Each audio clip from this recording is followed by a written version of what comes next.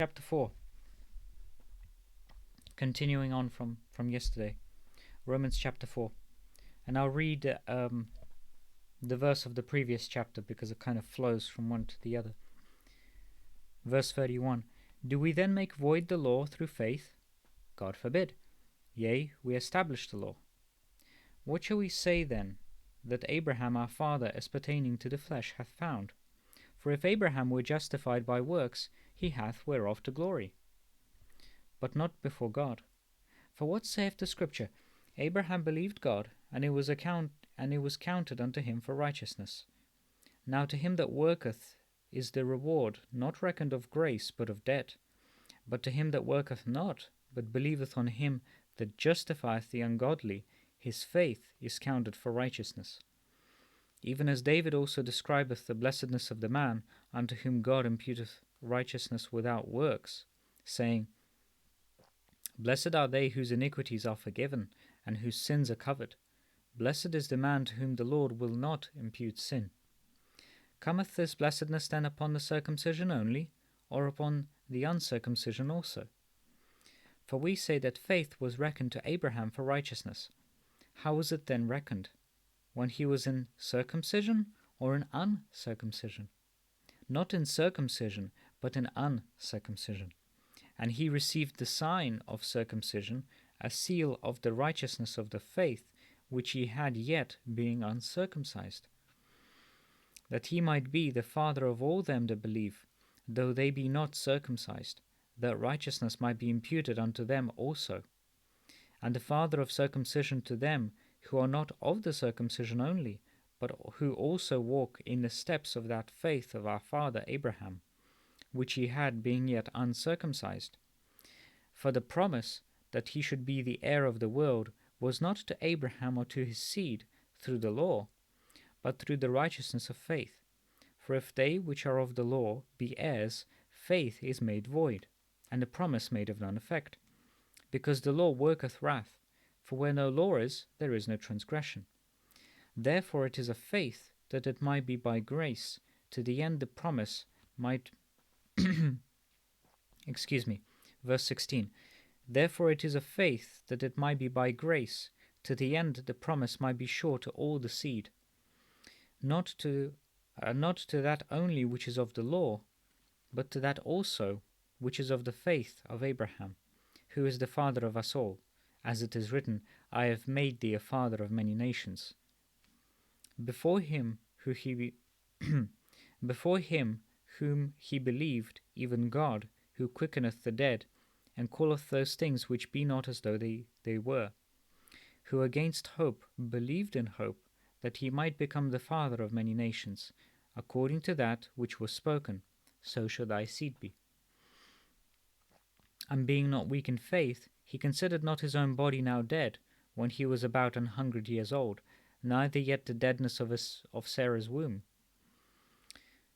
He staggered not at the promise of God through unbelief, but was strong in faith, giving glory to God, and being fully persuaded that what he had promised he was able also to perform. And therefore it was imputed to him for righteousness. Now it was not written for his sake alone that it was imputed to him, but for us also, to whom it shall be imputed, if we believe on him that raised up Jesus our Lord from the dead, who was delivered for our offences and was raised again for our justification. Chapter 5. Therefore, being justified by faith, we have peace with God through our Lord Jesus Christ, by whom also we have access by faith into this grace wherein we stand, and rejoice in hope of the glory of God. And not only so, but we glory in tribulations also, knowing that tribulation worketh patience, and patience experience, and experience hope, and hope maketh not ashamed. Because the love of God is shed abroad in our hearts by the Holy Ghost which is given unto us. For when we were yet without strength, in due time Christ died for the ungodly. For scarcely for a righteous man will one die, yet peradventure for a good man some would even dare to die. But God commendeth his love toward us, in that while we were yet sinners, Christ died for us. Much more then, being now justified by his blood, we shall be saved from wrath through him. For if, when we were enemies, we were reconciled to God by the death of his Son, much more, being reconciled, we shall be saved by his life. And not only so, but we also joy in God through our Lord Jesus Christ, by whom we have now received the atonement. Wherefore, as by one man sin entered into the world, and death by sin, and so death passed upon all men, for that all have sinned. For until the law, sin was in the world, but sin is not imputed when there is no law. Nevertheless, death reigned from Adam to Moses, even over them that had not sinned, after the similitude of Adam's transgression, who is the figure of him that was to come. But not as the offence, so also is the free gift. For if through the offence of one many be dead, much more the grace of God and the gift by grace, which is by one man, Jesus Christ, hath abounded unto many. And not as it was by one that sinned, so is the gift. For the judgment was by one to condemnation, but the free gift is of many offences unto justification. For if by one man's offence death reigned by one, much more they which receive abundance of grace and of the gift of righteousness shall reign in life by one, Jesus Christ. Therefore, as by the offence of one judgment came upon all men to condemnation, even so by the righteousness of one the free gift came upon all men unto justification of life. For as by one man's offence, verse 19, for as by one man's disobedience many were made sinners, so by the obedience of one shall many be made righteous. Moreover, the law entered that the offence might abound, but where sin abounded, grace did much more abound. That as sin hath reigned unto death, even so might grace reign through righteousness unto eternal life by Jesus Christ our Lord. Chapter 6. What shall we say then? Shall we continue in sin, that grace may abound? God forbid. How shall we that are dead to sin live any longer therein? Know ye not that so many of us as were baptized into Jesus Christ were baptized into his death? Therefore we are buried with him by baptism into death, that like as Christ was raised up from the dead by the glory of the Father, even so we also should walk in newness of life. For if we have been planted together in the likeness of his death, we shall be also in the likeness of his resurrection, knowing this, that our old man is crucified with him, that the body of sin might be destroyed, that henceforth we should not serve sin. For he that is dead is freed from sin. Now if we be dead with Christ, we believe that we shall also live with him. Knowing that Christ, being raised from the dead, dieth no more, death hath no more dominion over him. For in that he died unto sin once, but in that he liveth unto God. Likewise reckon ye also yourselves to be dead indeed unto sin, but alive unto God, through Jesus Christ our Lord. Let not sin therefore reign in your mortal body, that ye should obey it in the lusts thereof. Neither yield ye your members as instruments of unrighteousness unto sin, but yield yourselves unto God, as those that are alive from the dead, and your members as instruments of righteousness unto God. For sin shall not have dominion over you, for ye are not under the law, but under grace. What then? Shall we sin, because we are not under the law, but under grace? God forbid. Know ye not that to whom ye yield yourselves servants to obey, his servants ye are, to whom ye obey, whether of sin unto death, or of obedience unto righteousness? But God be thanked, that ye were the servants of sin, but ye have obeyed from the heart that form of doctrine which was delivered you. Being then made free from sin, ye became the servants of righteousness. I speak after the manner of men because of the infirmity of your flesh. For as ye have yielded your members servants to uncleanness and to iniquity, unto iniquity, even so now yield your members servants to righteousness unto holiness. For when ye were the servants of sin, ye were free from righteousness. What fruit had ye then in those things whereof ye are now ashamed? For the end of those things is death. But now, being made free from sin, and become servants to God, ye have your fruit unto holiness, and the end everlasting life. For the wages of sin is death, but the gift of God is eternal life, through Jesus Christ our Lord. Amen.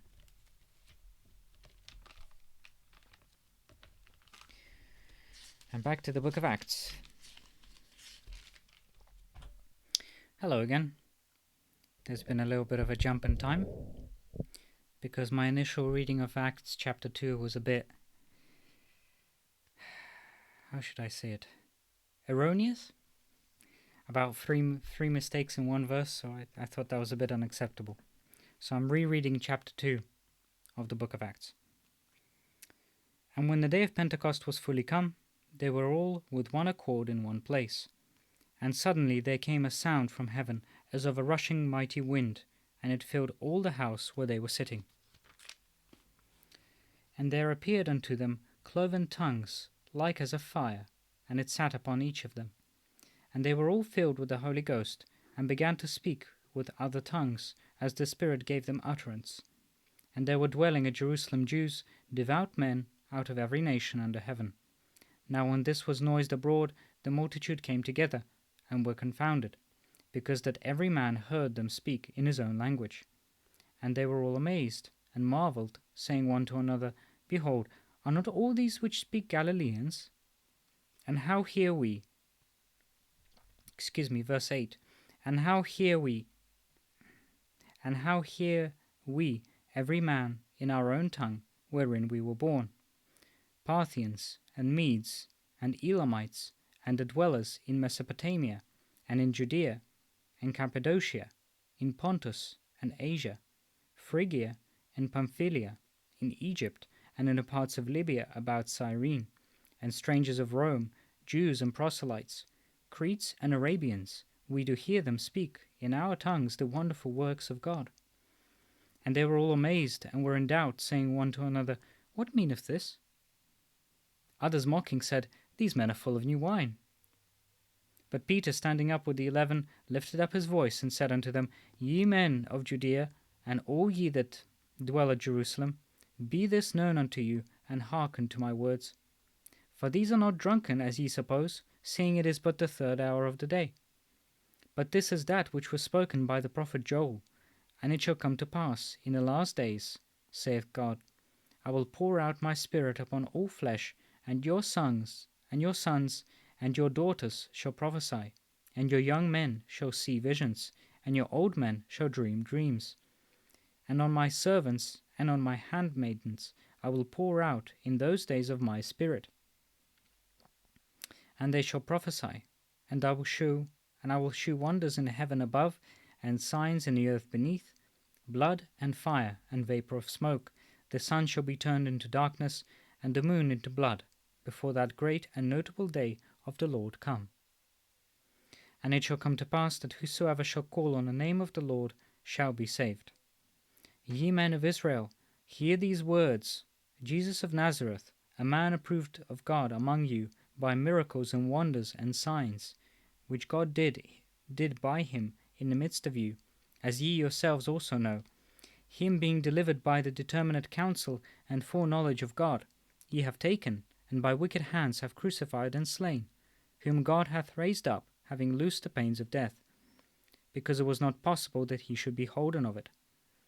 For David speaketh concerning him, I foresaw the Lord always before my face, for he is on my right hand, that I should not be moved.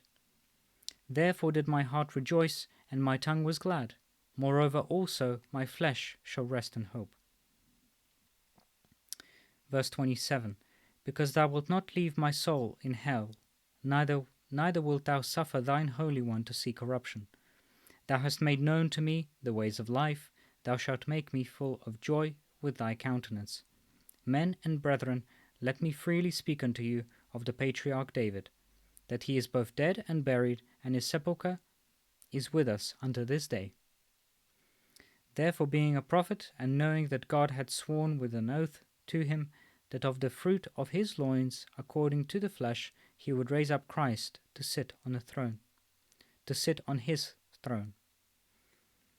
He, seeing this before, spake of the resurrection of Christ, that his soul was not left in hell, neither his flesh did see corruption.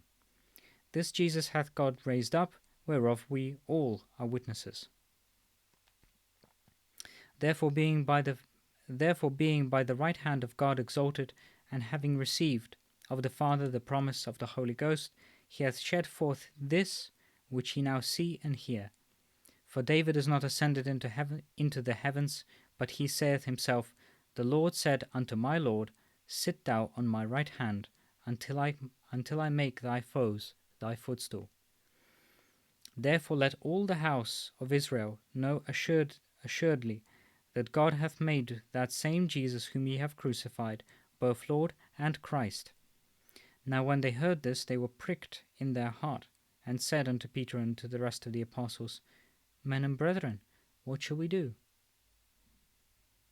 Then Peter said unto them, Repent and be baptized every one of you in the name of Jesus Christ for the remission of sins, and ye shall receive the gift of the Holy Ghost. For the promise is unto you, and to your children, and to all that are afar off, even as many as the Lord our God shall call. And with many other words did he testify and exhort, saying, Save yourselves from this untoward generation. Then they that gladly received his word were baptized, and the same day there were added unto them about 3,000 souls. And they continued steadfastly in the apostles' doctrine, and fellowship, and in breaking of bread, and in prayers. And fear came upon every soul, and many wonders and signs were done by the apostles. And all that believed were together, and had all things common, and sold their possessions and goods, and parted them to all men, as every man had need. And they, continuing daily with one accord in the temple, and breaking bread from house to house, did eat their meat with gladness and singleness of heart, praising God, and having favour with all the people. And the Lord added to the church daily such as should be saved.